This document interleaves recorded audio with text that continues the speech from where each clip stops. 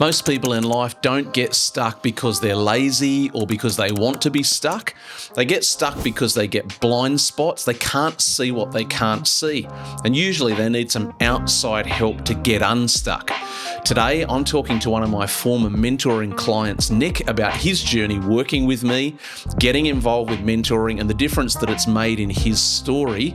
Welcome to the channel, Nick. Thanks for being on. Thanks, Andrew. It's a pleasure as always to Absolutely. chat. So, yeah, good to see you. I want to go straight into things and just kick off by asking you, when you were pre-mentoring working with me, what were some of the thoughts that were going through your head about where you were vocationally, in your business, in your own leadership capacity? Where were you at in your mentality that caused you to sort of move in this direction? Yeah, it's a good question. I carry many different responsibilities, many roles. Before what I do in my career, I'm a husband, I'm a father, and I think we actually engaged your services just before I became a dad. And so I knew there was a big responsibility coming in that. Mm-hmm. But I had many different roles in the business world, running a business, as well as some roles in ministry. And I just knew that if I was going to be able to continue to shoulder that kind of weight, I needed someone in my world who would be able to speak straight to me, someone who I could bounce thoughts off, make sure I wasn't going too crazy, and someone who could just really unlock the best out of me and those areas where I knew I probably wasn't going to be able to mine them out myself.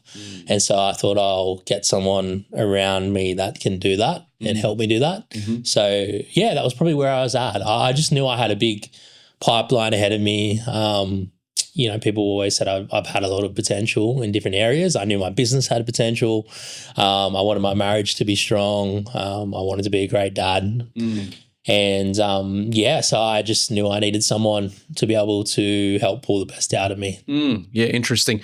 I use this language often, which you've probably heard me say, this 3-part phrase of get unstuck, get growing, get upgraded, which is literally a description of a journey or a pathway that people can be taken on. Yeah. I'm wondering if you could speak to that a little bit for yourself, because from my perspective, I'm not certain that you were overly stuck, maybe stuck in some limitations or capacity things. You were already growing, but as you said, you knew there was more ahead of you.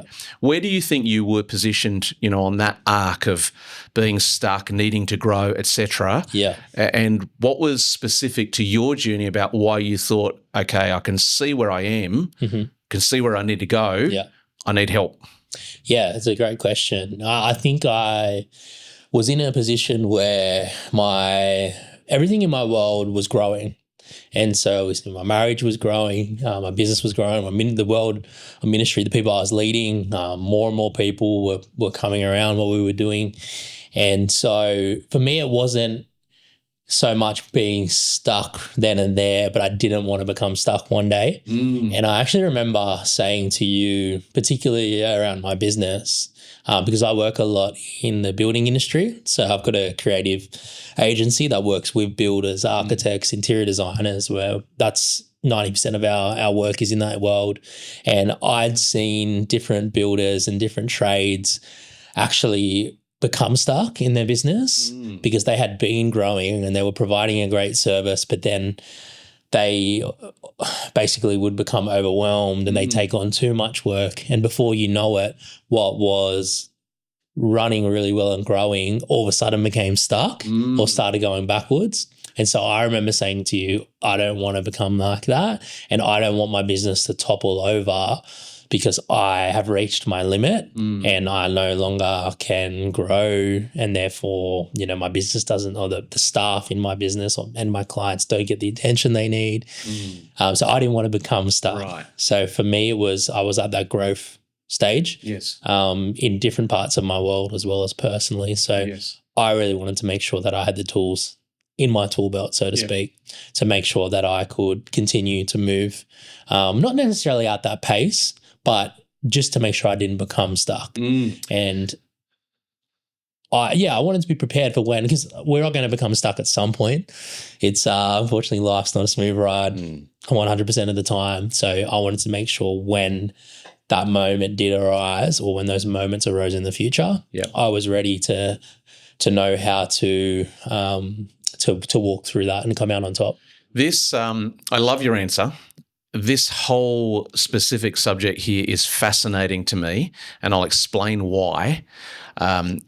As we pointed out, you came to me not really in a place of being stuck, like lots of the viewers watching this episode might be. Yeah.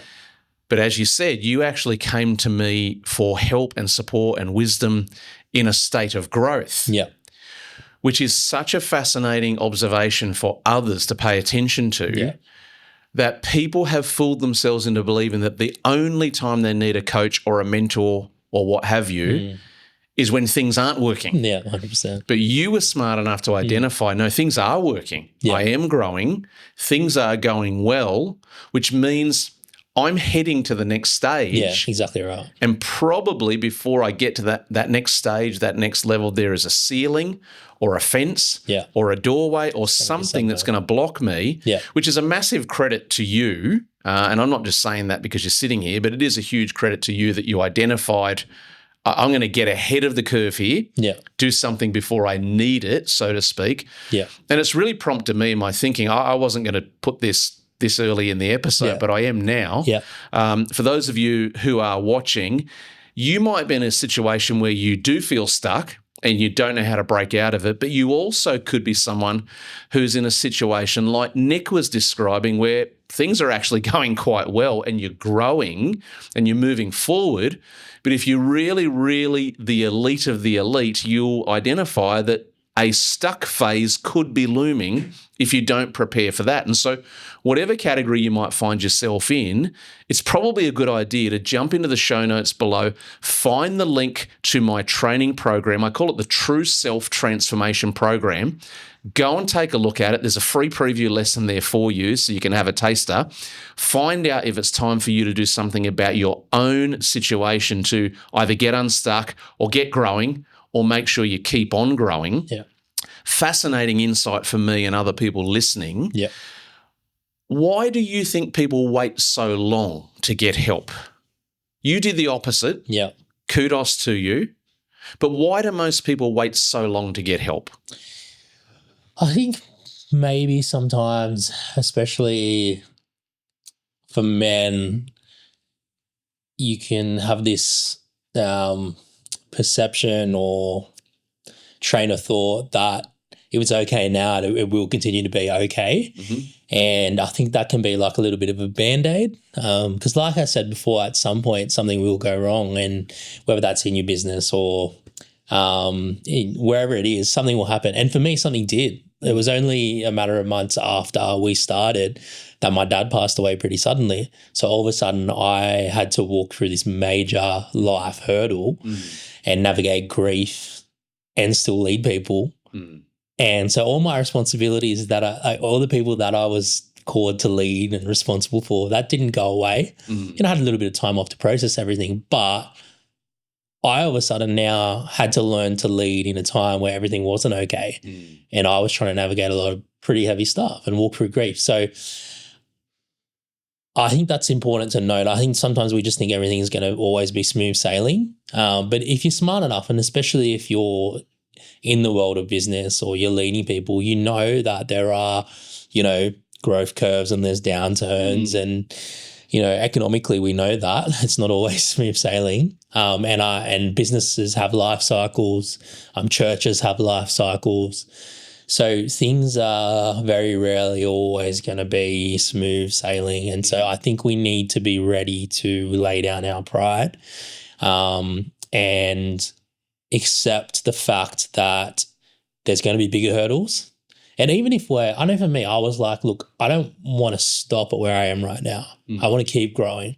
I want to keep becoming better as a husband, sharper as a father. I want to become a more effective leader. Even if I'm effective right now, I want to be more effective in the future. I want my business to be more fruitful. in the future than it is right now, even if I'm in a season of fruit. I want it to bear greater fruit and continue to bear more fruit down the track.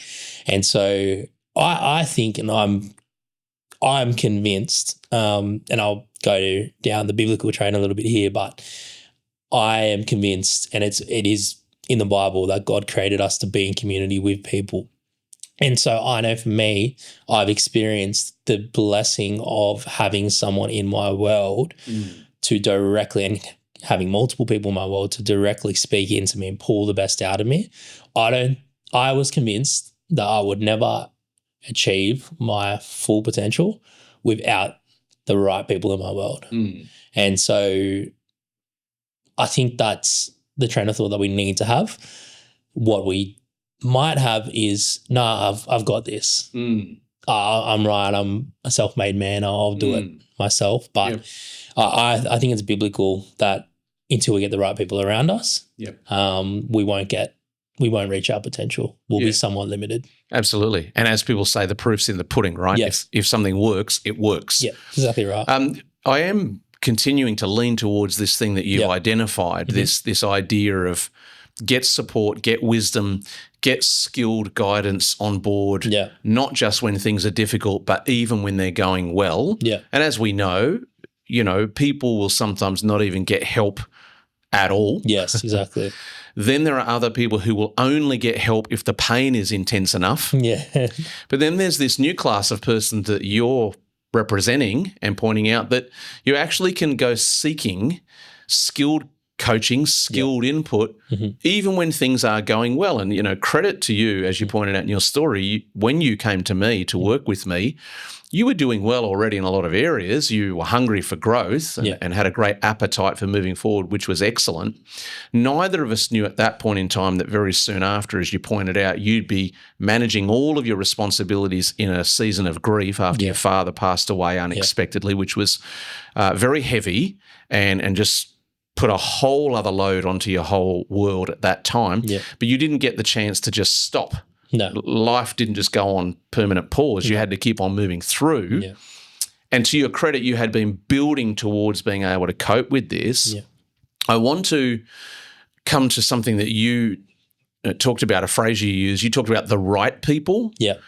Let's move into that for a moment. We live in an age where the information that's available is not just comprehensive, it's beyond digestible. Massive. There's more information available than anyone could possibly cope with in 15 lifetimes, let alone one. It's an overload. But here's my point. If information alone was good enough to produce the change, everyone would have already changed because we've been living in a tsunami of information for decades already, and it's getting greater. So let me ask a mildly leading question, mostly because I know that you agree with me on this point, but what's the difference between just seeking thoughts and ideas and principles online or in books? And I'm not saying that's wrong. It's not wrong. Why is that different to engaging with a skilled, gifted person to work closely with you? Yeah, I think we live in a time, like you said, where there is so much information out there. And I say this to young people all the time in one of my roles, that there's so many opinions, and that has created a lot of different problems. But these days we just go to whatever we can access the quickest. But just because you can get something quick doesn't mean it's high quality. As a matter of fact, usually if something's done really fast, the quality is usually not great. Yes. And so I think there's a lot of access, and there are some good opinions and some good thoughts out there, but you want the right people in your world. And you want someone who's able to you want someone who has experience in that world. Yep. And for me, engaging you were in a really unique spot for me, because I was walking a similar journey to what you had walked, where you were bivocational. You'd had a lot of responsibility in your world. You had business experience, you had ministry experience, you're a father, you're a husband. So there are a lot of things that you'd walked through, being a couple of years older than me. And just a few. And a little bit less hair. For me, I knew that there were enough similarities that it was really, really timely for me where I was at. And so I didn't want to just jump on and listen to, who knows what to tell me how to do something in 7 steps and here's my 7 ways of how I did it. There's plenty of that out there. Yeah. I needed someone who I know could speak straight into me. Yes. So that was really important to me. So yeah, the right person is very, very important, because if you get the wrong voices, that's really tricky too. Yep. And so you want to make sure you have the right voices in your world. Yeah, absolutely. I think one of the things that goes on that people don't really realise until it's pointed out to them is this idea, as I said, that, researching online, finding your favourite author or podcaster or whoever, those things are not wrong. Yeah. But they're just not as good as personal up-close help with a skilled person. Exactly right. And there's a few reasons for that. Well, one of them is a podcast cannot see your blind spots. No. A website cannot identify where you're knotted up and unravel your unique knots, whereas a coach and a mentor can. And for me, having an actual individual who can customize your mentoring, actually tailor it to your actual situation as opposed to just generic principles, to me, that's where the difference is between information and transformation. Well, I'll give you a great example. I'm reading a book right now, which is a great book, and it's a business book. And I'm about halfway through it. And what I've been amazed by is, I don't know if you read this book or not, but it's got a lot of principles that we've gone through together. And what I'm realizing is the principles are great, but what's missing is that personal investment and understanding of where I'm actually at. And I can read that book and I can look through it and go, I can analyze myself and try and figure out where I am in some of the stories, but having you reach directly in, I liken it to an arrow hitting the target, hitting the bullseye. The book that I'm reading right now, it's good. It's definitely, the arrow is definitely landing somewhere on the board, but there was often times when we sat together and I was going through your content and it was like, okay, that's hitting the bullseye. That's hitting right where I need it. So, Yeah, absolutely. I think one of the things that's really important for us to point out and not miss in our conversation is something that I advocate for all the time. I'm not the first person to have done so, but it's a huge part of my belief system, and that is that the question of who is often a better question than how. Yeah. How is not wrong, but it's often not as thorough or as beneficial in the long run as who. And so learning to ask the question who is so important for everyone, whatever their age, whatever their career status, their relationship status. Who has been where I'm trying to go before? Great. Who has fruit in this domain? Who has produced results in these claims before? If people got better at asking who, they would actually get better results, and I have held the view for a long time that when seeking a mentor or a coach or a guide or someone who can support you in this way, you need someone who's got 4 things. And I identify gift, skill, experience, and mastery. And what I mean is gift is, were they made to do this? 100%. Innately, by design. Were they built and put together to be good at this? Some people are good at photography. Some people are good at hitting a tennis ball because they were built to do it. So is there a gift there? Secondly, is there skill, which means have they taken the gift and trained it? Have they gotten it better? Have they cultivated it? The experience one is a time factor. And then the mastery one, where very few people live, I feel confident at this age and stage of experience to say I'm at that level with mentoring and training people. The mastery level is the ability to keep on getting results that work and that last for different people in different situations. It's true, right?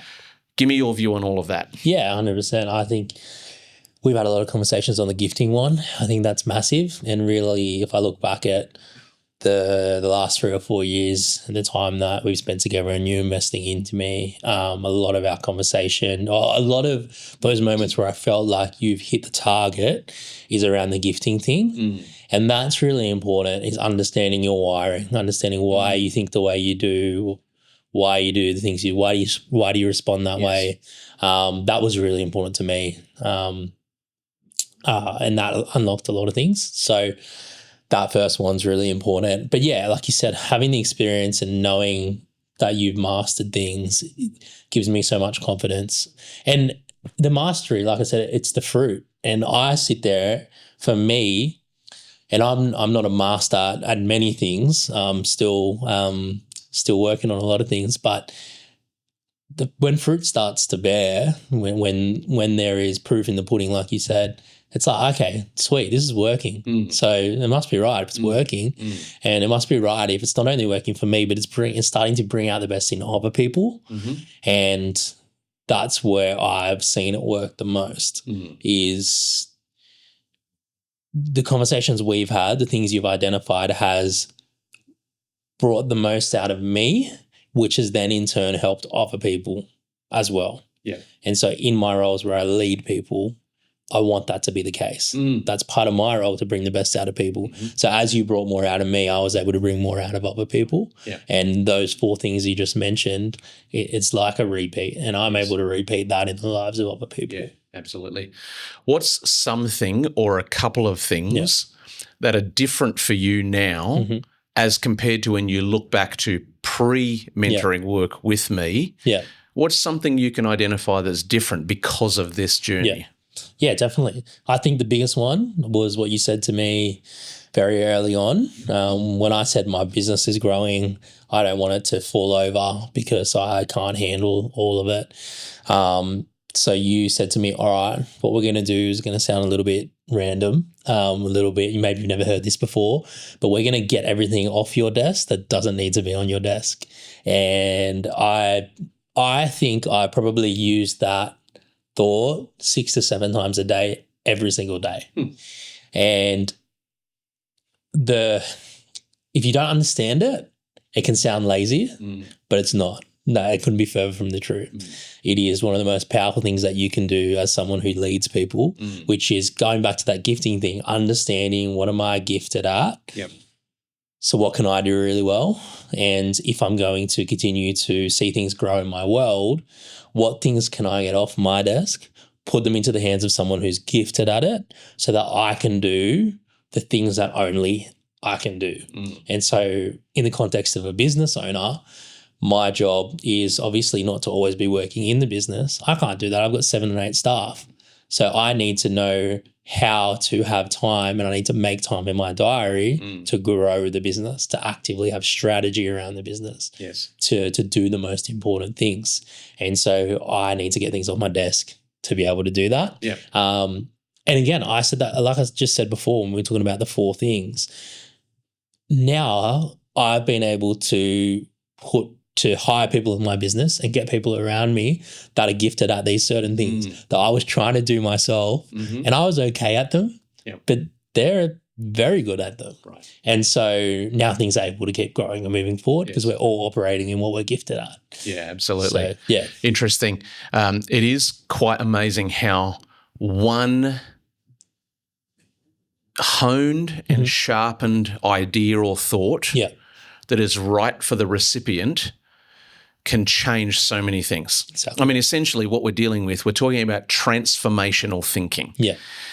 And that story that you just told there, you're rightly pointing out the principle of it, but then the wash-on effect of that is other people in your team get released. Exactly right. Your bandwidth gets expanded. Your margins increase again. Your stress goes down. 100%. I remember you texted me a couple of years ago and you said to me, I have just gone into the least stressful Christmas period of my business life because of that one idea. And that made me so happy because I thought he got it.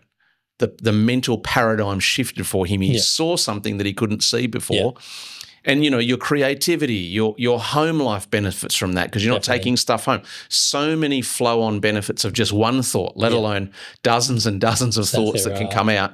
Transformational thinking. I want to ask you one more question before we run out of time. There are people who are watching this who will be contemplating, oh, you know, maybe this is for me, and I'm not sure I'm ready yet, or maybe I've just got to fix up a few things. I've had people say that to me. Oh, yeah, I really love your course. I love your training. I just got to sort a few things out with myself first. why is that kind of self-talk unhelpful for a potential participant in this kind of training? Yeah. What would you say to them about that? I think I'd say there's always going to be things to sort out, and I'm no outlier to that. There's times when I've been like, okay, maybe I need to get this in line before I do this, but it's I think there's no time like now, and I found if I just keep having that train of thought, not much changes, because I struggle to actually grasp what's actually needing to change right now.